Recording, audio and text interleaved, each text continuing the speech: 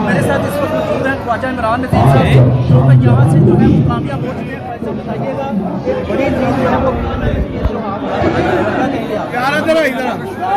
चीज़ जो है वो जो है अल्लाह के फजल से इस हल्का ने अपनी रवायत को बरकरार रखा है और मुस्लिम लीग नून के शेरों को अल्लाह के फजल से यहाँ के अवाम ने कामयाब कराया है।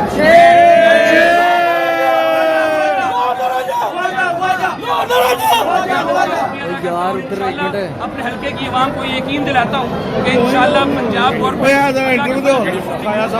है और वो सिलसिला जो आपकी खिदमत का 5 साल पहले रुका था उसको वहीं से शुरू करके इंशाअल्लाह आपकी खिदमत करके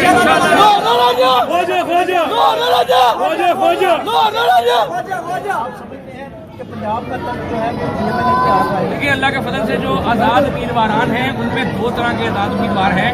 एक वो है कि जिनको एक जमात जो है वो अपने भाई एक मिनट और दूसरे वो आज़ाद उम्मीदवार हैं जो अपने बल पर जीते हैं। अल्लाह के फजल से उनकी आवाज़ हमारे साथ आ चुकी है और पाकिस्तान मुस्लिम लीग नून जो है वो 186 का मैजिक फिगर जो है वो अल्लाह के फजल से पूरा